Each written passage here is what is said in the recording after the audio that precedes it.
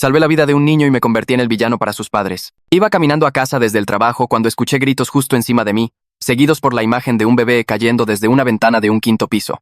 Voló por el aire, y mi cerebro ni siquiera pensó. Mi cuerpo solo reaccionó mientras soltaba mi maletín y extendía los brazos para atrapar al bebé lo más cerca posible de mi pecho. Aterrizó directamente en mis brazos mientras me acurrucaba sobre él, haciendo todo lo posible para asegurar que sufriera el menor daño por impacto posible. Caí de rodillas, demasiado asustado para revisarlo, pero rezando para que estuviera vivo. Después de segundos que probablemente parecieron horas, escuché el llanto débil del bebé.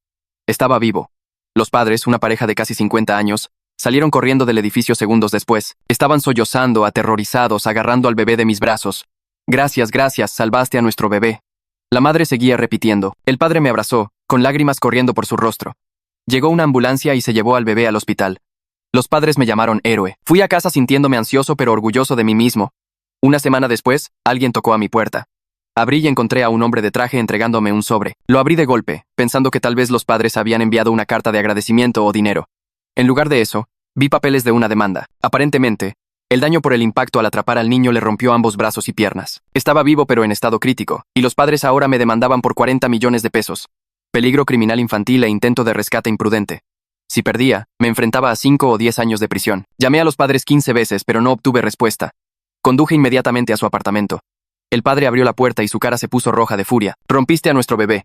Me empujó físicamente. Aléjate de nosotros antes de que llamemos a la policía. Me cerró la puerta en la cara.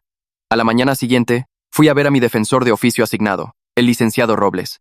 Estaba manejando 40 casos y apenas tuvo tiempo de mirar el mío. Esto no se ve bien, dijo. Técnicamente tú causaste las lesiones. A la ley realmente no le importan las intenciones. Lo miré estupefacto. Solo acepta el acuerdo de culpabilidad. 2 años es mejor que 10, me dijo. La audiencia preliminar 3 semanas después fue una pesadilla. El fiscal se puso de pie con fotos de las radiografías del bebé. Las acciones imprudentes del acusado causaron directamente estas fracturas. Los padres testificaron, llorando por su bebé traumatizado. Varios testigos dijeron que me vieron soltar al bebé. No sé si les pagaron o de dónde salieron porque no había nadie alrededor. Salí sin poder creer que esto estuviera sucediendo realmente. El día antes del juicio final, el licenciado Robles llamó con un nuevo acuerdo. 3 años de prisión, tómalo. Si vamos a juicio y perdemos, te enfrentarás a 10. Yo salvé la vida de ese bebé. No voy a declararme culpable. Esa noche me derrumbé en mi departamento. Al día siguiente la sala del tribunal estaba a reventar. Los padres se sentaron en la primera fila, pareciendo víctimas afligidas. La declaración inicial del fiscal me destruyó, mientras que la del licenciado Robles fue débil y poco preparada. Podía verlo en los ojos de la jueza, ya había tomado una decisión. La fiscalía pasó 2 días presentando su caso. Testigos expertos, testimonios médicos, los padres llorando en el estrado. Todo había terminado. Iba a ir a prisión por atrapar a un bebé que caía. Al final del juicio, el fiscal se puso de pie. ¿La defensa tiene algún testigo? No, su señoría, respondió el licenciado Robles. La jueza lo miró. ¿La defensa tiene algo más? El licenciado Robles dijo que no. La jueza estaba a punto de golpear su mazo cuando las puertas de la sala se abrieron de golpe. Una joven entró cojeando con muletas, con la pierna enyesada. Las caras de los padres se pusieron pálidas como fantasmas. ¿Quién es usted?, preguntó la jueza. Betty Rodríguez, su antigua hija de crianza. Señaló a los padres. Tengo pruebas de lo que realmente sucedió ese día. Betty avanzó cojeando y le entregó su celular a la jueza. La jueza miró la pantalla. Su rostro cambió de molesta, a impactada, a furiosa en segundos. Oficial, cierre esas puertas. Nadie sale. Conectó el celular de Betty a la pantalla de la sala. Voy a reproducir esto para todos. El video comenzó. Su marca de tiempo mostraba 2 minutos antes de que el bebé cayera por la ventana. El padre estaba en la ventana mirando hacia la calle. Ahí está él. Se refería a mí, a la misma hora de siempre. La madre se unió a él. ¿Estás seguro de que camina bajo esta ventana? Ella luego levantó al bebé. ¿Y estás completamente seguro de que podemos demandar? El abogado dijo que mientras haya una lesión podemos ganar millones. ¿Pero qué importa si estamos ahogándonos en deudas? Esta es nuestra salida. La madre sostuvo al bebé cerca de la ventana. Recuerda, el bebé se salió de la cuna y se cayó, y él simplemente pasaba por ahí y lo atrapó. Perfecto. Está justo debajo de nosotros. Ahora. La madre soltó al bebé. El video continuó. Ellos miraban desde la ventana. Dios mío, lo atrapó. ¿Está herido el bebé? Necesitamos que el bebé esté herido. Corrieron hacia la puerta. Recuerda, primero le agradecemos y luego demandamos. La sala explotó. Todos gritaban. Los padres gritaban. Eso es falso. Ella lo editó. Betty sacó una carpeta gruesa. Tengo más. Lo que había en esa carpeta me hizo darme cuenta de que los padres querían más que solo dinero. Betty avanzó y dejó caer la carpeta gruesa sobre el escritorio de la jueza. El sonido resonó en la sala silenciosa como un disparo. La jueza la abrió y comenzó a hojear las páginas. Su rostro cambió rápidamente. Primero parecía curiosa, luego impactada, luego asqueada. Seguía pasando páginas y su expresión empeoraba con cada una. Los padres comenzaron a gritar desde sus asientos. El padre gritó que Betty estaba mintiendo, que ella inventó todo. La madre gritó que Betty estaba loca, que tenía problemas mentales. Ambos seguían diciendo que Betty les guardaba rencor, que estaba tratando de vengarse por algo que nunca sucedió. La jueza golpeó su mazo 3 veces. Los golpes fueron tan fuertes que me hicieron saltar. Les dijo a los padres que se callaran o los acusaría de desacato al tribunal. Dejaron de gritar, pero la madre seguía llorando y negando con la cabeza. La jueza miró a ambos abogados y les dijo que se acercaran al estrado ahora mismo. El licenciado Robles se levantó y avanzó con el fiscal. Observé el rostro del licenciado Robles mientras la jueza le mostraba algo de la carpeta. Sus ojos se abrieron como platos y su boca se abrió un poco. Me miró con una expresión que nunca había visto antes, como si finalmente creyera que yo estaba diciendo la verdad. El fiscal parecía pálido y seguía negando con la cabeza mientras leía lo que la jueza les mostraba. Susurraron de un lado a otro durante unos minutos mientras todos en la sala esperaban. La jueza finalmente les dijo que regresaran a sus asientos. Anunció un receso de 30 minutos y dijo que los padres debían permanecer en la sala bajo la supervisión del oficial. 2 oficiales se movieron para pararse cerca de los asientos de los padres. Betty fue escoltada a una habitación privada por otro oficial para su seguridad. Yo solo me quedé ahí sentado, temblando. Mis manos temblaban y no podía detenerlas. Alguien realmente había venido a ayudarme. Después de semanas de pensar que estaba completamente solo, que nadie me creía, que iba a ir a prisión por salvar una vida, alguien apareció con pruebas. No podía procesarlo. Durante el receso, el licenciado Robles se acercó y se sentó a mi lado. Por primera vez desde que todo esto comenzó, me miró como si fuera una persona real en lugar de solo otro número de caso. Me dijo que lo sentía, dijo que debió haberme creído antes, debió haber investigado más, debió haber luchado más. Admitió que estaba demasiado abrumado con su carga de trabajo para darle a mi caso la atención que necesitaba. Su honestidad no arregló el daño ni borró las semanas de terror, pero era algo. Al menos estaba siendo sincero conmigo ahora. Los 30 minutos parecieron horas. Seguí mirando a los padres sentados allí con los oficiales cerca. Ya no lloraban. Solo parecían enojados y asustados. La sala se llenó de nuevo cuando terminó el receso. La jueza regresó y todos se pusieron de pie. Les dijo a todos que se sentaran, y luego le pidió a Betty que se acercara al estrado de los testigos. Betty avanzó cojeando con sus muletas y se sentó. El oficial le tomó juramento y ella puso su mano sobre la Biblia. La jueza le pidió que dijera su nombre completo para el registro. Betty dijo que su nombre era Betty Rodríguez. Explicó que vivió con los padres como hija de crianza durante 2 años cuando tenía 16. El abogado de los padres se levantó de un salto inmediatamente y objetó. Dijo que este testimonio era irrelevante para el caso actual, que lo que sucedió hace años no tenía nada que ver con lo que yo hice. La jueza pareció molesta y desestimó la objeción. Le dijo a Betty que continuara. Betty explicó que estaba en una cafetería al otro lado de la calle ese día. Vio todo suceder desde la ventana. Lo grabó en su celular porque reconoció a los padres que pasaron caminando antes. Sabía por su experiencia viviendo con ellos que siempre estaban tramando algo. Cuando los vio en esa ventana mirando hacia abajo, comenzó a grabar. El abogado de los padres intentó objetar de nuevo, pero la jueza lo calló rápidamente. Betty siguió hablando. Dijo que se mantuvo en contacto con otros chicos que solían vivir con esos padres como hijos de crianza. Otros 3 chicos pasaron por cosas similares. Los padres montaban accidentes y luego intentaban sacar provecho de las reclamaciones de seguros y las demandas. El patrón siempre era el mismo. Montar un accidente, encontrar a alguien a quien culpar, demandar por dinero. A un niño lo empujaron por las escaleras y culparon a un maestro que intentó ayudar. Otro niño estuvo involucrado en un falso accidente de auto. Cada vez, los padres encontraban la manera de ganar dinero con eso. El fiscal parecía como si alguien le hubiera dado un puñetazo en el estómago. Su rostro se puso pálido y puso la mano en su escritorio como si necesitara estabilizarse. Todo su caso acababa de desmoronarse frente a todos. Se puso de pie y le pidió a la jueza una consulta privada. La jueza estuvo de acuerdo y caminaron hacia un lado de la sala. Susurraron de un lado a otro, pero podía decir que era acalorado. El fiscal seguía gesticulando y negando con la cabeza.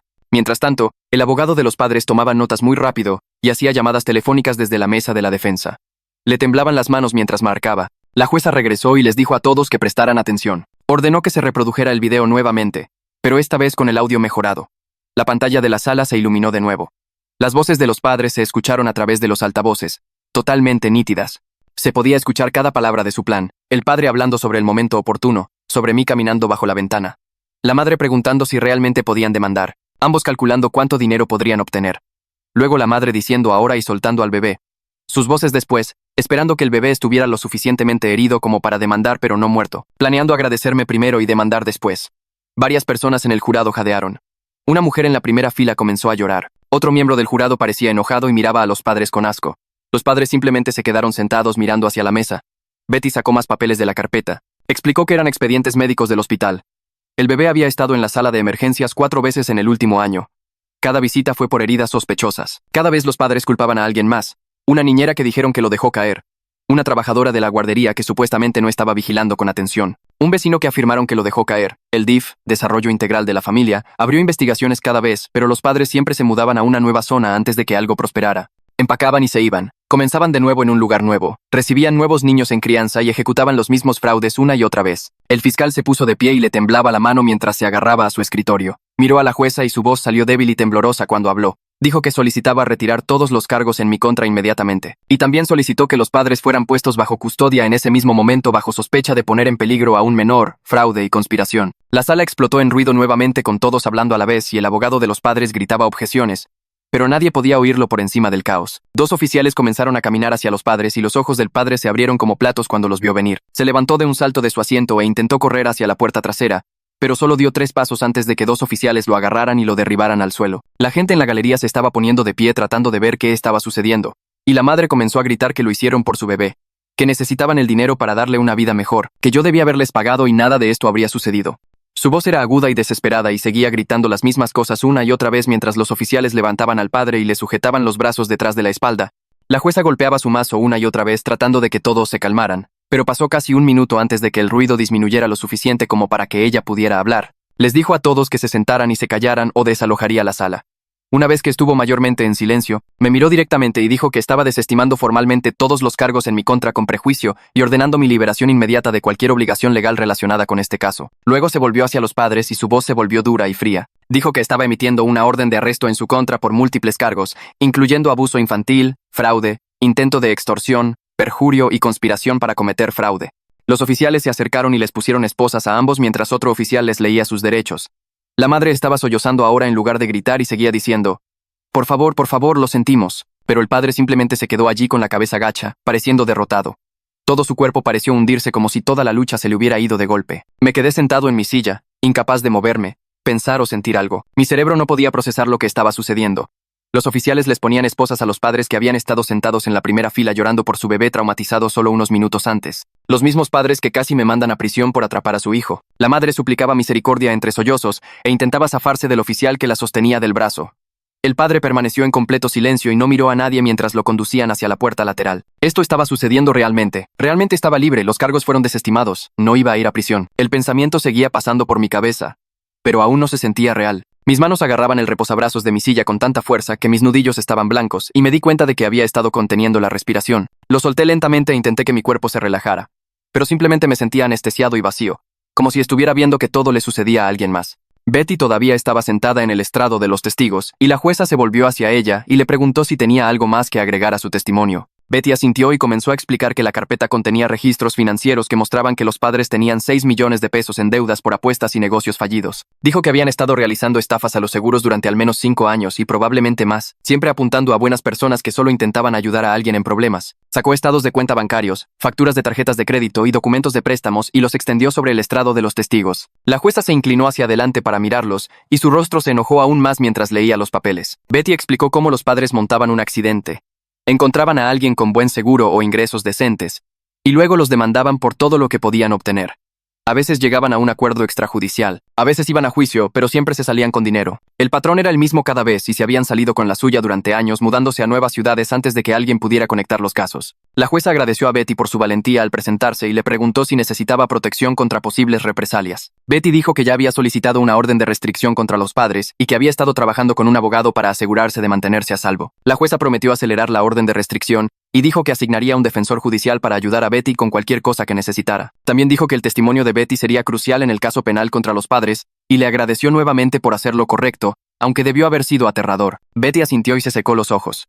Y la jueza le dijo que podía bajar del estrado. La jueza luego convocó a otro receso para darles a todos tiempo para procesar lo que acababa de suceder y para permitir que la fiscalía se coordinara con la policía sobre el arresto de los padres. Robles se acercó a mí justo después de que la jueza saliera de la sala y parecía que quería decir algo pero no sabía cómo empezar. Finalmente, solo dijo que lo sentía y que el sistema de defensores de oficio me había fallado por completo. Admitió que debió haber investigado más. Debió haber presionado más. Debió haberme creído cuando dije que era inocente. Su voz era baja y seguía mirando sus manos en lugar de a mí. Dijo que quería ayudarme a presentar una demanda contra los padres por enjuiciamiento malicioso si estaba interesado, aunque me advirtió que probablemente no tenían bienes para cobrar ya que estaban ahogados en deudas. Le dije que solo quería que esta pesadilla terminara y que no me importaba obtener dinero de ellos. Solo quería irme a casa e intentar olvidar que algo de esto había sucedido. Él asintió y dijo que entendía, pero de todos modos me dio su tarjeta por si cambiaba de opinión más tarde. Un hombre con un traje caro se me acercó en el pasillo fuera de la sala mientras estaba allí de pie tratando de averiguar qué hacer a continuación. Se presentó como el licenciado Gallardo y dijo que era un abogado defensor que había estado siguiendo mi caso en las noticias. Me dijo que su bufete se especializaba en casos de enjuiciamiento injusto y creía que tenía fuertes motivos para emprender acciones legales contra la ciudad, la fiscalía y los padres. Dijo que quería representarme pro bono gratuitamente en cualquier asunto civil y ayudarme a buscar una compensación por todo lo que había pasado. Su bufete se encargaría de todos los costos y honorarios legales y yo no les debería nada a menos que ganáramos. Me entregó su tarjeta de presentación y me dijo que lo llamara cuando estuviera listo para hablar sobre mis opciones. Parecía genuino y profesional. But estaba demasiado abrumado para pensar en demandas o compensaciones en ese momento. Tomé su tarjeta, le di las gracias y le dije que lo pensaría. Betty me encontró todavía de pie en el pasillo unos minutos después y finalmente pudimos hablar cara a cara sin una sala llena de gente mirando. Explicó que había estado rastreando a los padres durante 2 años desde que salió del sistema de crianza a los 18. Sabía que eventualmente lastimarían a alguien lo suficiente como para que ella pudiera detenerlos y había estado recopilando pruebas todo el tiempo. Se disculpó por no haberse presentado antes, pero dijo que necesitaba pruebas irrefutables que no pudieran ser desestimadas o explicadas. Tuvo que esperar a que cometieran un error lo suficientemente grande como para que la evidencia fuera innegable. Cuando los vio soltar al bebé y luego demandarme, supo que este era el momento que había estado esperando. Había estado en la cafetería al otro lado de la calle ese día y los reconoció de inmediato. Comenzó a grabar en su celular en el segundo en que los vio en la ventana porque sabía por experiencia que estaban planeando algo terrible. Miré a Betty y sentí que se me hacía un nudo en la garganta y me empezaban a arder los ojos. Le dije que me había salvado la vida y que sin su testimonio y pruebas estaría yendo a prisión en este momento por atrapar a un bebé que caía. Habría perdido todo y pasado años encerrado por hacer lo correcto. Los ojos de Betty se llenaron de lágrimas y dijo que sabía lo que era ser culpado por cosas que no eran tu culpa. Los padres le habían hecho lo mismo durante 2 años cuando vivía con ellos. Montaban accidentes y la obligaban a mentir sobre lo que sucedía, y cuando se negaba, la castigaban de maneras que no dejaban marcas visibles. Dijo que no podía dejar que destruyeran la vida de otra persona de la manera en que habían intentado destruir la suya. Nos quedamos allí en el pasillo del juzgado, le di un abrazo y le di las gracias de nuevo. Había arriesgado todo para decir la verdad y le debía más de lo que jamás podría pagarle. El fiscal caminó hacia mí mientras Betty y yo seguíamos allí de pie. Otros 2 funcionarios lo seguían. Se detuvo frente a mí y su rostro se veía diferente al que tenía en la sala. Se disculpó por presentar cargos sin una investigación adecuada. Su voz era baja y parecía genuinamente arrepentido. Explicó que su oficina realizaría una revisión completa de cómo se manejó este caso. Luego me dijo que el FBI estaría investigando el esquema de fraude de los padres en múltiples estados. Los 2 funcionarios con él asintieron y uno de ellos me entregó una tarjeta de presentación. Me preguntaron si estaría disponible para entrevistas en las próximas semanas. Dije que sí y puse la tarjeta en mi bolsillo. Betty observó todo el intercambio con los brazos cruzados. Después de que se fueron, me preguntó si estaba bien. Le dije que honestamente no lo sabía. Intercambiamos números de teléfono y me dijo que la llamara si necesitaba algo. Luego se fue cojeando hacia la salida del juzgado con sus muletas. La vi irse y sentí que debería decir algo más, pero mi cerebro estaba demasiado frito para formar palabras. Salí del juzgado y conduje a casa en completo silencio. Mis manos temblaban en el volante durante todo el camino. Cuando llegué a mi apartamento, se me cayeron las llaves 2 veces tratando de abrir la puerta. Entré y me desplomé en mi sofá sin encender ninguna luz. Mi teléfono comenzó a sonar casi de inmediato. La pantalla mostraba números que no reconocía. Luego sonó una y otra vez. Reporteros, abogados, personas con las que no había hablado en años. De repente, todos querían hablar conmigo. Apagué el celular y me senté en la oscura quietud. Mi cuerpo se sentía pesado y vacío al mismo tiempo. Alivio mezclado con agotamiento mezclado con algo que no podía nombrar. Me quedé en ese sofá durante horas sin moverme. A la mañana siguiente, mi teléfono seguía apagado cuando alguien llamó a mi puerta. Me arrastré y revisé por la mirilla. Un hombre con traje oscuro estaba allí mostrando una placa. Abrí la puerta y se presentó como el agente Morales del FBI. Preguntó si podíamos programar una entrevista sobre el caso. Lo invité a pasar y nos sentamos en la mesa de mi cocina. Explicó que el esquema de los padres parecía mucho más grande de lo que nadie se dio cuenta inicialmente.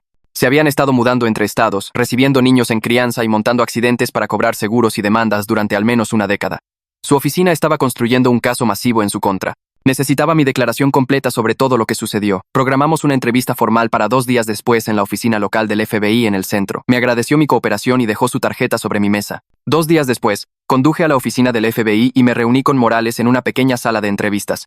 Un dispositivo de grabación estaba sobre la mesa entre nosotros. Di mi declaración completa sobre todo, desde atrapar al bebé hasta el juicio y las pruebas de Betty. Hizo preguntas detalladas sobre el comportamiento de los padres, su testimonio, los testigos falsos. Respondí todo lo más claramente que pude. Luego abrió una carpeta gruesa y me mostró archivos de otras 6 víctimas que fueron demandadas o procesadas después de intentar ayudar durante accidentes montados. 2 de ellos cumplieron tiempo en prisión antes de que saliera la verdad. Uno era un maestro que atrapó a un niño de crianza que los padres empujaron por las escaleras. Otro era el dueño de una tienda que ayudó durante una caída y resbalón montados. Un tercero era un conductor que se detuvo cuando ellos deliberadamente causaron un accidente de auto. Todos ellos eran buenas personas que intentaron ayudar. Todos ellos fueron destruidos por hacerlo. Me sentí asqueado leyendo los archivos. Casi me convierto en otra víctima de este esquema. Si Betty no hubiera aparecido con ese video, estaría en prisión ahora mismo. Morales vio mi rostro y me dijo que tuve suerte. Dijo que la mayoría de las víctimas nunca obtienen justicia porque la evidencia no es lo suficientemente fuerte. El video y la documentación de Betty lo cambiaron todo. Explicó que el bebé estaba ahora en custodia protegida y estaba mejor de lo esperado. Las lesiones eran graves pero no permanentes. Los médicos eran optimistas sobre su recuperación total. Dijo que probablemente sí salvé la vida del bebé aunque la caída fue intencional. Si no lo hubiera atrapado, la caída desde 5 pisos habría sido fatal. Esa información ayudó de alguna manera. Al menos el bebé estaría bien. Al menos algo bueno salió de esta pesadilla. Unos días después, la licenciada Campos del DIF, Desarrollo Integral de la Familia, me llamó. Estaba construyendo un caso para retirarles la patria potestad a los padres permanentemente. Necesitaba discutir mis observaciones sobre ellos. Nos reunimos en una cafetería cerca de mi apartamento. Tenía un cuaderno y grabó nuestra conversación con mi permiso. Le conté todo lo que recordaba sobre su comportamiento. Sus llantos fingidos en la sala, su actuación calculada cuando me arrebataron al bebé de los brazos por primera vez, la forma en que pasaron de agradecerme a demandarme. Qué tan ensayado parecía todo en retrospectiva. Tomó notas detalladas e hizo preguntas de seguimiento. Dijo que mi testimonio sería crucial para asegurar que el bebé nunca regrese con ellos. El caso era sólido, pero quería documentación de todos los que presenciaron su engaño. Firmé una declaración formal al final de nuestra reunión. Esa misma semana, las noticias locales publicaron una historia sobre el caso. Mi nombre fue mencionado varias veces. De repente, estaba recibiendo llamadas de medios de comunicación nacionales, CNN, Fox News, programas matutinos de cadenas. Todos querían una entrevista con el hombre que fue procesado por heroísmo. Mi teléfono sonaba constantemente con números bloqueados y solicitudes de medios. Llamé al licenciado Gallardo y le pregunté qué debía hacer. Me aconsejó que me mantuviera en silencio hasta que se resolviera el caso penal contra los padres. Cualquier entrevista ahora podría complicar la acusación. Rechacé todas las solicitudes de entrevista, aunque algunos reporteros seguían llamando. 2 semanas después del juicio, los padres fueron acusados formalmente de 12 cargos: poner en peligro a un menor, fraude, conspiración, perjurio e intento de extorsión. La fiscalía descubrió que habían ejecutado fraudes similares en 4 estados diferentes: Oregón, Nevada, Arizona y California. Cada vez se mudaban antes de que las autoridades pudieran construir un caso. Su fianza era de 10 millones de pesos cada uno. No podían pagarla, así que se quedaron en la cárcel esperando el juicio. Las noticias mostraron imágenes de ellos en trajes naranjas durante su lectura de cargos. Ambos parecían derrotados y enojados. Alrededor de este tiempo comencé a tener pesadillas. Soñaba que se me caía el bebé o que iba a la prisión. A veces soñaba que el juicio salía diferente y Betty nunca aparecía. Me despertaba sudando y temblando a las 3 de la mañana. Mi rendimiento en el trabajo se vio afectado porque no podía dormir. Finalmente, llamé a una terapeuta y programé una cita. Escuchó mi historia y me explicó que estaba experimentando un trauma por haber sido castigado por hacer lo correcto. Mi cerebro estaba tratando de procesar la injusticia de casi ir a prisión por salvar una vida. Las sesiones ayudaron, pero todavía me sobresaltaba cada vez que oía llorar a un bebé o veía a alguien en apuros. Mi instinto de ayudar a la gente ahora estaba mezclado con el miedo de lo que podría pasar si lo hacía. Gallardo me llamó para presentar una demanda civil contra los padres. Quería buscar una compensación por mis honorarios legales, salarios perdidos y angustia emocional. Me advirtió que probablemente no cobraríamos nada ya que estaban en quiebra y enfrentaban tiempo en prisión. Le dije que no me importaba el dinero. Solo quería que quedara registrado que destruyeron mi vida durante 3 meses. Presentó la demanda al día siguiente. Unos días después de que Gallardo presentara la demanda civil, mi teléfono vibró con un mensaje de texto de Betty preguntándome si quería que nos viéramos para tomar un café. Acepté y nos encontramos en un pequeño café del centro la tarde siguiente. Ella pidió un té y yo un café negro porque todavía no dormía bien. Betty se sentó frente a mí y comenzó a hablar sobre su tiempo viviendo con los padres cuando tenía 16 años. Montaron un accidente de auto unos 6 meses después de que ella se mudó.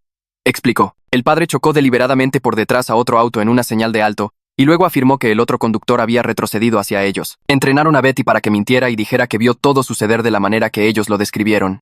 Cuando Betty se negó a mentirle a la policía, le hicieron la vida imposible. Le quitaron el teléfono, la castigaron durante meses y le dijeron a su trabajadora social que era violenta e inestable. Betty fue retirada de su hogar 3 meses después y la investigación del seguro abandonó el caso en silencio. Dijo que siempre supo que intentarían algo así de nuevo y cuando los vio en las noticias después de mi arresto, comenzó a investigar su historial. El video que grabó ese día fue solo suerte porque resultó estar tomando un café al otro lado de la calle y los reconoció en la ventana. Betty sacó su teléfono y me mostró mensajes de otros antiguos chicos de crianza. 4 de ellos la habían contactado después de ver la cobertura de noticias. Cada uno tenía una historia similar sobre los padres usándolos como accesorios y fraudes. A una chica le dijeron que fingiera una caída y resbalón en una tienda de comestibles. A un chico le instruyeron que pretendiera que el perro de un vecino lo había mordido. Se suponía que otro niño mentiría sobre haberse lastimado en una guardería. Cada vez que un niño de crianza se negaba a cooperar o amenazaba con decir la verdad, los padres les hacían la vida miserable hasta que los retiraban del hogar. Betty dijo que el agente del FBI que manejaba el caso le dijo que estaban construyendo cargos que podrían resultar en 30 a 40 años de prisión para ambos padres. El patrón de usar niños vulnerables y fraudes en múltiples estados lo convirtió en un caso federal ahora. 2 días después de reunirme con Betty, alguien llamó a la puerta de mi apartamento alrededor de la hora de la cena. Abrí y encontré a mi vecina Amara parada allí sosteniendo un platón cubierto. Vivía a 3 puertas de distancia y siempre habíamos sido amigables, pero nunca habíamos hablado mucho. Amara dijo que había estado siguiendo mi caso en las noticias y se sentía muy mal de que hubiera pasado por todo solo. Se ofreció a ser testigo de carácter si alguna vez lo necesitaba y me entregó el platón explicando que era un guisado casero porque notó que me veía más delgado últimamente. Le di las gracias y hablamos por unos minutos en mi puerta. Me contó sobre la pérdida de su hermano por una condena injusta hacía años y cómo eso destruyó la fe de su familia en el sistema. Su amabilidad me hizo llorar porque me recordó que todavía existían buenas personas en el mundo. Después de que se fue, me comí el guisado y fue la primera comida real que había tenido en días. 3 semanas después de que retiraron mis cargos, comenzó el juicio penal de los padres en el juzgado del centro. Me presenté el primer día porque la fiscalía dijo que tendría que testificar. La sala estaba repleta de reporteros, otras víctimas y personas que solo querían mirar. Los padres se sentaron en la mesa de la defensa, viéndose más pequeños de alguna manera, como si se hubieran encogido desde la última vez que los vi. Su abogado se levantó para las declaraciones iniciales e intentó pintarlos como personas desesperadas que cometieron un terrible error por amor a su hijo. Habló de sus deudas y su miedo a perderlo todo. Sin embargo, el jurado parecía escéptico, especialmente la mujer mayor en la primera fila que seguía negando con la cabeza. Cuando Betty subió al estrado más tarde ese día, guió al jurado a través de la evidencia del video nuevamente y explicó el patrón de abuso que presenció. El abogado defensor intentó desacreditarla mencionando su tiempo en el sistema de crianza y sugiriendo que era inestable, pero Betty se mantuvo tranquila y respondió cada pregunta con hechos y fechas específicos. Al día siguiente, la fiscalía presentó su principal presentación de pruebas. Tenían archivos sobre 8 fraudes previos que los padres ejecutaron en 4 estados durante la última década. Los daños totales ascendían a más de $2 millones USD cuando sumabas todas las reclamaciones de seguros fraudulentas y los acuerdos de demandas. Un maestro de Oregón testificó sobre atrapar a un niño de crianza. Los padres lo empujaron deliberadamente por un tramo de escaleras en la escuela. El dueño de una tienda de Nevada describió cómo ayudó durante una caída y resbalón montados donde la madre fingió lastimarse la espalda. Un conductor de Arizona explicó que se detuvo después de que los padres causaron un accidente de auto menor y luego fue demandado por $1 millón. Cada víctima se veía cansada y enojada mientras contaban sus historias. El abogado defensor seguía objetando, pero la jueza lo desestimaba cada vez. Al final del segundo día, el patrón era tan claro que incluso el abogado de los padres parecía derrotado. Al tercer día, subí al estrado de los testigos y el fiscal me pidió que describiera mi experiencia. Recorrí todo, desde atrapar al bebé hasta ser demandado y casi ir a prisión por salvar una vida.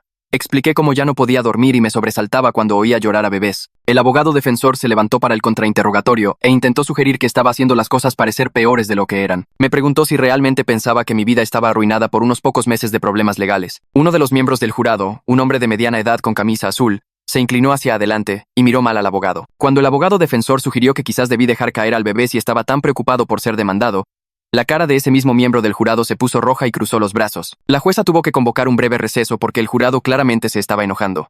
La fiscalía llamó a una doctora que trató al bebé en el hospital. Trajo los expedientes médicos y las radiografías que mostraban las fracturas en ambos brazos y ambas piernas. La doctora explicó que el patrón de las lesiones era absolutamente consistente con una caída desde 5 pisos de altura, no por ser atrapado bruscamente por alguien. Le explicó al jurado lo que habría sucedido si nadie hubiera atrapado al bebé y les mostró fotos de heridas fatales por caídas desde alturas similares. La doctora testificó que mis acciones definitivamente salvaron la vida del bebé y que las lesiones habrían sido mucho peores sin mi intervención. Dijo que las fracturas eran desafortunadas pero esperadas dada la física de la situación. El abogado defensor intentó argumentar que tal vez atrapé al bebé mal, pero la doctora lo refutó explicando que no hay forma correcta de atrapar a un bebé en caída sin que ocurra alguna lesión. Durante el contrainterrogatorio del padre en el cuarto día, sucedió algo inesperado. El abogado defensor le estaba preguntando sobre su situación financiera cuando el fiscal se puso de pie y comenzó a presionarlo sobre la evidencia del video. Las respuestas del padre se volvieron más temblorosas y su voz comenzó a quebrarse. Luego simplemente se derrumbó emocionalmente y admitió que planearon todo. Sollozó que estaban ahogados en deudas y no pensaron que nadie saldría realmente herido. Su abogado se levantó de un salto e intentó evitar que siguiera hablando, pero el daño estaba hecho. El padre siguió llorando y diciendo que solo necesitaban dinero y pensaron que saldría bien. La madre se sentó a su lado con cara de piedra, sin mostrar ninguna emoción. Miraba fijamente al frente como si nada de esto estuviera sucediendo mientras su esposo se desmoronaba en el estrado. El jurado salió a deliberar alrededor de las 2 de la tarde y regresó justo después de las 5. 3 horas en total. La jueza preguntó si habían llegado a un veredicto, y el presidente del jurado se puso de pie sosteniendo un trozo de papel. Culpables de los 12 cargos para ambos padres. La sala permaneció en silencio mientras la jueza preguntaba a cada miembro del jurado individualmente para confirmar sus votos. Cada uno dijo culpable sin dudarlo. La jueza agradeció al jurado y programó la sentencia para 2 semanas después. Mientras los oficiales sacaban a los padres de la sala, Gallardo se inclinó y me dijo que este era un resultado excelente. Dijo que dada la gravedad de sus crímenes y el claro patrón en múltiples estados, probablemente enfrentarían un tiempo de prisión serio. 2 semanas después regresé al juzgado para la sentencia. La sala estaba llena de nuevo con víctimas, reporteros y observadores. La jueza entró y todos se pusieron de pie. Se sentó y miró directamente a los padres antes de hablar. Su voz era firme mientras hablaba de cómo traicionaron cada principio de la paternidad y la decencia humana. Dijo que usaron el sistema de crianza como un arma y convirtieron a niños vulnerables en herramientas para obtener ganancias. Explicó que sus acciones destruyeron vidas y dañaron la fe de las personas en ayudar a los demás. Luego anunció las sentencias. 12 años en una prisión federal para el padre. 10 años para la madre. A ambos también se les ordenó pagar una restitución completa a todas las víctimas. Aunque todos en la sala sabían que nunca podrían pagar $2 millones USD, los padres no mostraron reacción mientras los oficiales los esposaban y los sacaban para comenzar sus sentencias. Me quedé allí mirando cómo los oficiales los llevaban por el pasillo central hacia las puertas traseras. La madre mantuvo la cabeza gacha mientras el padre miró hacia atrás una vez a la galería vacía. Nadie vino a apoyarlos. La sala permaneció en silencio hasta que las puertas se cerraron detrás de ellos con un fuerte clic que resonó en las paredes. La jueza recogió sus papeles y salió por su entrada privada. La gente comenzó a levantarse y a recoger sus cosas. Sentí la mano de Gallardo en mi hombro, pero aún no podía moverme. Sentía las piernas débiles y me agarré a la mesa frente a mí para mantenerme firme. Esto había terminado. Estaba libre, pero en lugar de alegría o alivio, solo me sentía vacío y cansado. 3 meses de mi vida habían sido consumidos por el miedo, la vergüenza y la ira. Los padres iban a prisión, pero eso no me devolvía las noches que no podía dormir, ni los amigos que dejaron de llamar, ni la forma en que la gente me miraba en público como si fuera un criminal. Se hizo justicia, pero se sentía hueca de alguna manera. Gallardo me preguntó si estaba bien y asentí aunque no estaba seguro. Salimos juntos de la sala y los reporteros esperaban en el pasillo con cámaras y micrófonos. Gallardo les dijo que no tenía comentarios y nos abrimos paso hasta los ascensores. Fuera del juzgado, el sol de la tarde se sentía demasiado brillante después de estar adentro todo el día. Conduje a casa y me senté en mi apartamento mirando la pared durante 2 horas. Una semana después, mi teléfono sonó con un número que no reconocí. Casi no contesto, but algo me hizo levantar el auricular. La voz de una mujer se presentó como la licenciada Campos del DIF. Dijo que había sido asignada al caso del bebé y quería darme una actualización. El bebé había sido dado de alta del hospital 3 días después de la sentencia y ubicado con una familia de acogida que se especializaba en cuidar a bebés con necesidades médicas. Le estaba yendo muy bien según los médicos. Los huesos rotos estaban sanando adecuadamente y no mostraba signos de daño cerebral o problemas de desarrollo por la caída. La familia de acogida ya estaba hablando de adopción si se les retiraba la patria potestad. Campos me agradeció por salvarle la vida y dijo que los padres de acogida sabían toda la historia y querían conocerme algún día para expresar su gratitud. Le dije que me alegraba de que estuviera a salvo y recibiendo el cuidado que necesitaba. Después de colgar, lloré por primera vez desde que terminó el juicio. Saber que el bebé estaba bien hizo que todo se sintiera más real de alguna manera. Betty me envió un mensaje de texto unos días después preguntándome si quería tomar un café. Nos encontramos en un lugar del centro y hablamos durante 3 horas. Me contó más sobre su tiempo en el sistema de crianza y cómo la habían tratado los padres. La trasladaron entre 4 hogares diferentes en 2 años, siempre encontrando razones para enviarla de regreso al sistema. Descubrió más tarde que estaban tratando de maximizar sus pagos mensuales rotando a tantos niños como fuera posible. Betty estaba estudiando trabajo social en el colegio comunitario y trabajaba a tiempo parcial en un centro juvenil. Quería ayudar a otros chicos de crianza que habían sido utilizados o abusados por el sistema. Le dije que eso era increíble y le pregunté si había algo que pudiera hacer para apoyar su objetivo. Empezamos a hablar sobre la posibilidad de crear algún tipo de fundación o red de apoyo para personas que habían sido víctimas de fraudes como el que sobrevivimos. Se sintió bien pensar en convertir algo horrible en algo que pudiera ayudar a otros. Betty dijo que comenzaría a investigar qué se necesitaría para establecer una organización sin fines de lucro. Intercambiamos números y prometimos mantenernos en contacto. Caminando de regreso a mi auto, me sentí más ligero de lo que me había sentido en meses. Gallardo me llamó 2 semanas después con noticias sobre la demanda civil que había presentado contra los padres. Dado que estaban en prisión y no respondían a ninguna notificación legal, habíamos ganado una sentencia en rebeldía por 4 millones de pesos en daños. Fue honesto en que probablemente nunca cobraríamos nada de eso, ya que no tenían bienes y no ganarían dinero en prisión. Pero tener la sentencia registrada significaba algo. El tribunal reconoció oficialmente que lo que me hicieron estaba mal. Era una validación por escrito a la que podía recurrir si alguien alguna vez cuestionaba lo que sucedió. Gallardo dijo que varias otras víctimas también estaban presentando demandas civiles y que los padres probablemente enfrentarían millones en sentencias que nunca podrían pagar. Le agradecí por todo lo que había hecho y le pregunté sobre su factura. Me recordó que había tomado el caso pro bono y se negó a aceptar ningún pago. Dijo que casos como el mío eran la razón por la que se había convertido en abogado en primer lugar. Volver al trabajo se sintió extraño e incómodo. Mi jefa había sido comprensiva durante el juicio y me dijo que me tomara todo el tiempo que necesitara. Pero después de 2 semanas en casa, necesitaba volver a algún tipo de rutina. Sin embargo, la oficina se sentía diferente. Estaba ansioso cerca de la gente y seguía pensando que todos me juzgaban o hablaban de mí a mis espaldas. Comencé a evitar la sala de descanso y a almorzar en mi escritorio. Caminando hacia y desde mi auto, me encontraba mirando hacia los edificios y sintiendo miedo de que algo pudiera caer. Ya no podía caminar bajo las ventanas de los apartamentos sin que mi corazón se acelerara. Mi jefa notó que estaba luchando y me ofreció dejarme trabajar desde casa, home office, 3 días a la semana. Acepté agradecido. Compañeros de trabajo que me habían ignorado por completo durante el juicio de repente querían ser amigables de nuevo. Me preguntaban cómo estaba o me invitaban a almorzar. Se sentía falso y hueco. ¿Dónde estaban cuando necesitaba apoyo? Mantuve mis interacciones breves y profesionales. El agente Morales del FBI me contactó unas 6 semanas después del juicio.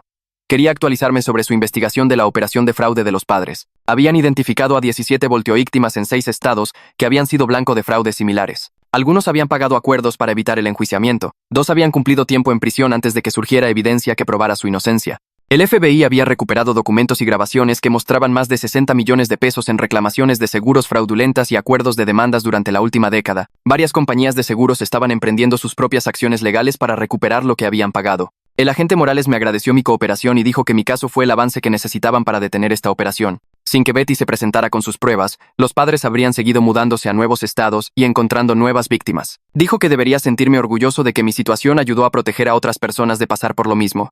Pasaron 6 meses y estaba mejor, pero todavía luchando. Había comenzado a ver a una terapeuta 2 veces por semana para lidiar con la ansiedad y los problemas de confianza. Me ayudó a entender que lo que sentía era normal después de experimentar una traición tan profunda del sistema de justicia. Había hecho lo correcto al atrapar a ese bebé y fui castigado por ello. Ese tipo de injusticia deja cicatrices que no sanan rápidamente. La terapeuta me animó a centrarme en el resultado positivo. Los padres estaban en prisión.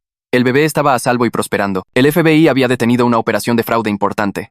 Había ayudado a proteger a futuras víctimas aunque me costó 3 meses de infierno. Dijo que debería estar orgulloso de sobrevivir a algo que habría quebrado a mucha gente. Las pesadillas eran menos frecuentes ahora. Podía caminar bajo edificios de nuevo sin entrar en pánico. Estaba reconstruyendo lentamente mi vida y aprendiendo a confiar en la gente de nuevo. Una reportera local llamada Sara Gutiérrez había estado cubriendo el caso desde el principio.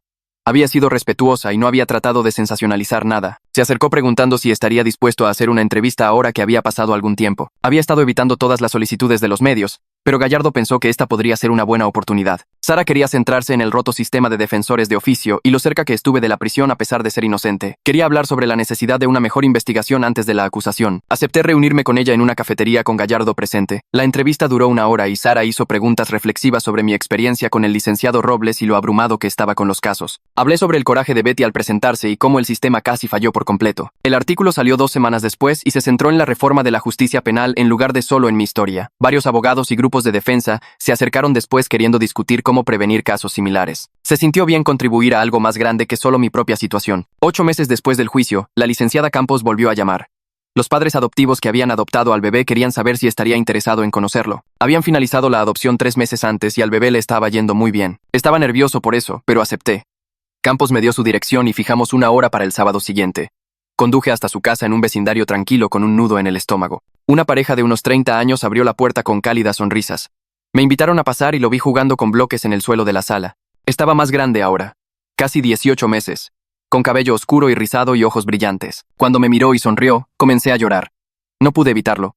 Los padres de acogida, ahora sus padres adoptivos, se acercaron y me abrazaron. Siguieron diciendo gracias una y otra vez. Dijeron que le cuentan todos los días sobre el hombre valiente que le salvó la vida. Me mostraron fotos de él en el parque y en su primera fiesta de cumpleaños. Estaba sano, feliz y amado. Todo por lo que había pasado valió la pena para verlo a salvo así. Conduciendo a casa desde esa visita, algo cambió dentro de mí. Había estado cargando tanta ira, miedo y amargura por lo que sucedió.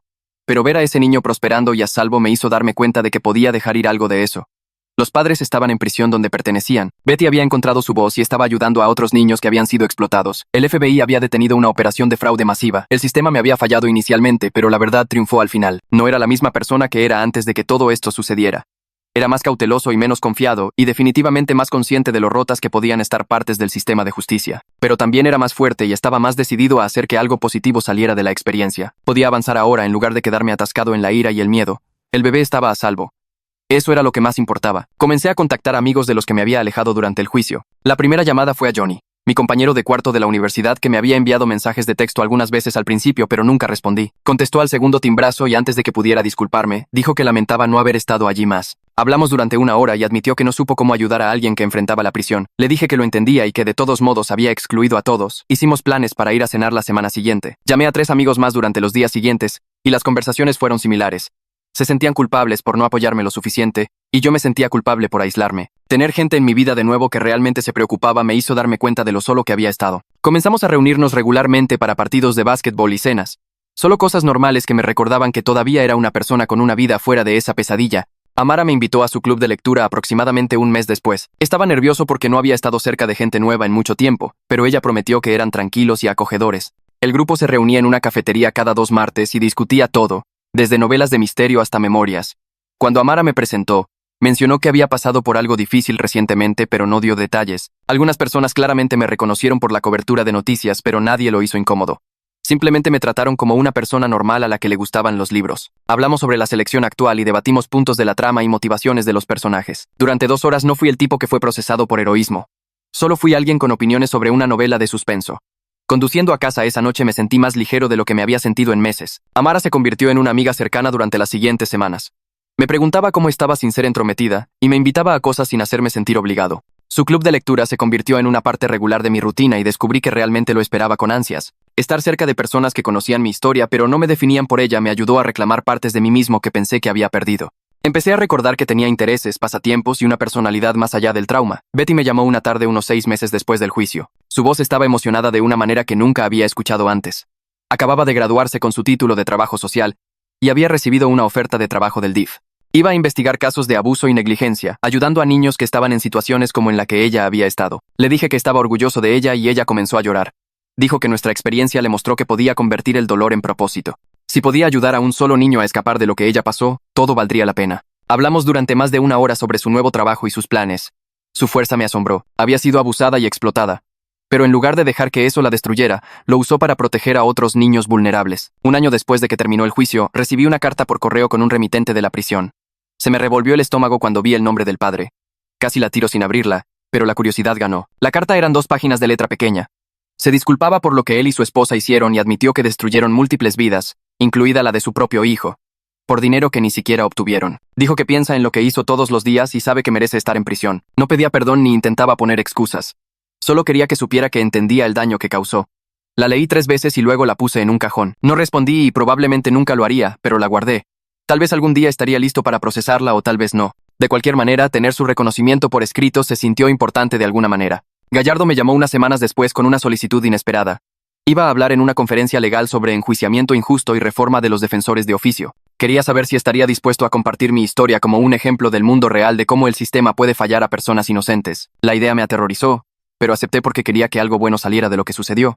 La conferencia fue en un hotel del centro con unos 200 abogados y profesionales legales. Me paré en un podio y les conté sobre atrapar al bebé, ser demandado, enfrentar tiempo en prisión y estar a minutos de la condena antes de que llegara Betty. Me concentré en lo abrumado que estaba el licenciado Robles y cómo eso casi me cuesta una década de mi vida. Hablé sobre la necesidad de una mejor financiación y apoyo para los defensores de oficio. Varias personas se me acercaron después queriendo discutir la reforma de la justicia penal. 2 profesores de derecho me preguntaron si podían entrevistarme para proyectos de investigación. Una directora de una organización sin fines de lucro me dio su tarjeta y dijo que necesitaban voces como la mía en su trabajo de activismo. El discurso llevó a más invitaciones en los meses siguientes. Hablé en una facultad de derecho, en un meeting de reforma de la justicia penal, y en una sesión de capacitación para nuevos defensores de oficio. Comencé a consultar a tiempo parcial con grupos de defensa mientras mantenía mi trabajo regular. El trabajo era gratificante de una manera que no había esperado. Estaba convirtiendo la peor experiencia de mi vida en un cambio significativo, incluso si el progreso se sentía lento. Mi terapeuta me animó a empezar a salir con gente de nuevo después de aproximadamente 1 año de aislamiento. La idea me ponía ansioso porque confiar en la gente todavía era difícil. Sugirió comenzar poco a poco con citas para tomar un café y ser sincero sobre la necesidad de tomar las cosas con calma. Conocí a alguien a través de un amigo que conocía mi historia, pero no me trataba como si estuviera roto o frágil. Tuvimos algunas citas casuales y hablamos de cosas normales como el trabajo y los pasatiempos. Se sintió saludable y genuino de una manera que no estaba seguro de volver a encontrar.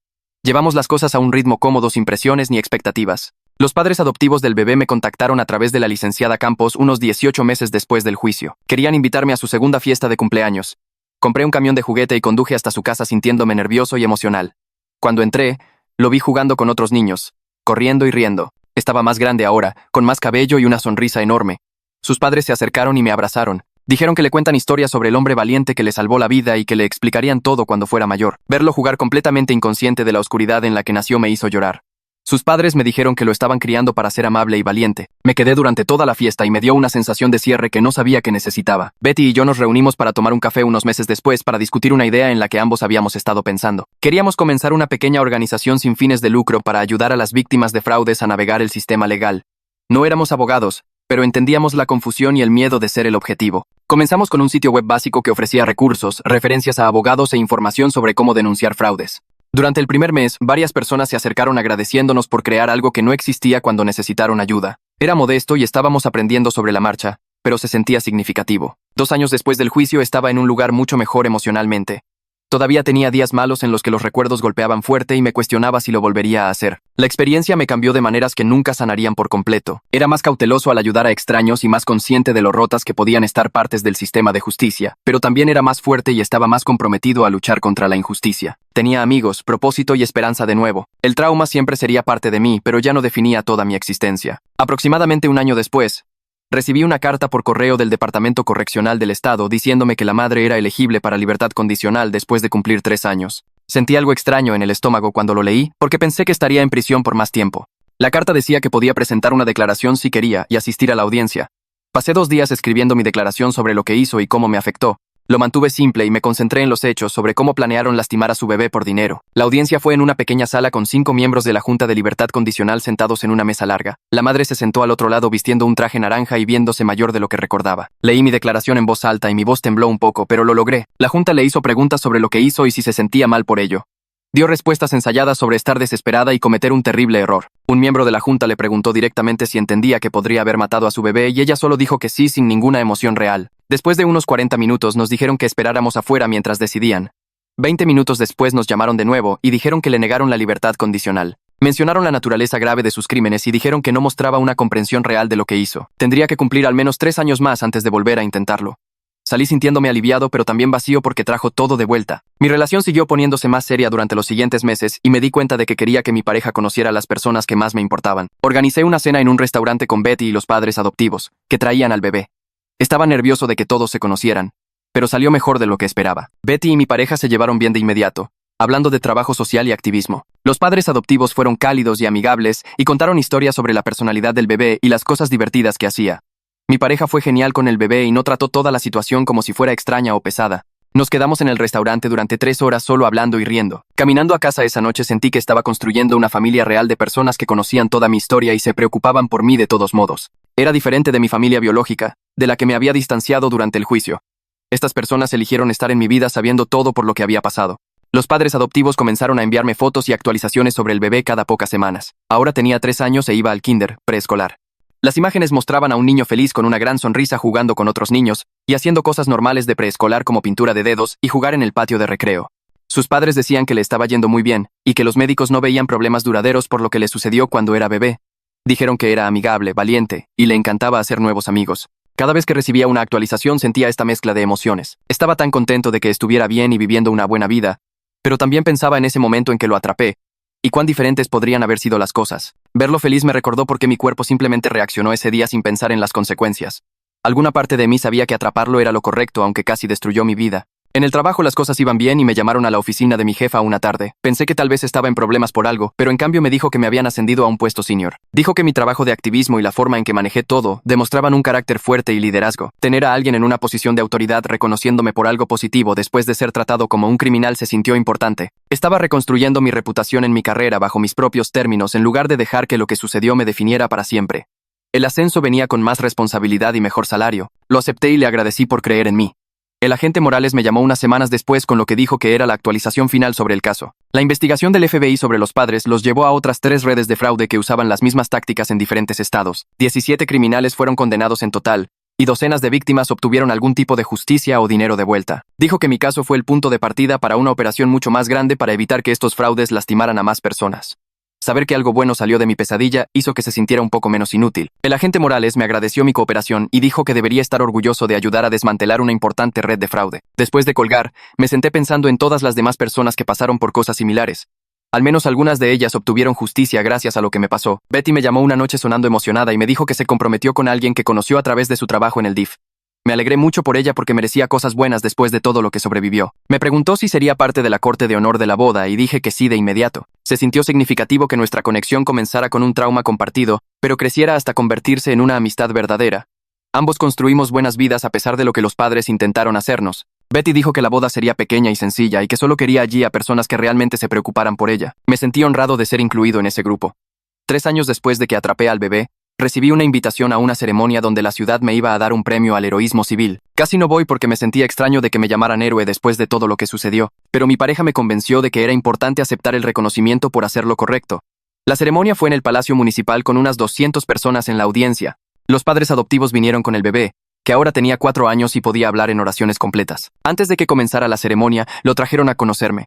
Sus padres se arrodillaron y le dijeron que yo era la persona que le salvó la vida cuando era un bebé. Me miró con grandes ojos curiosos y luego me dio un abrazo enorme. Comencé a llorar allí mismo en el vestíbulo porque en ese momento todo por lo que había pasado se sintió que valió la pena.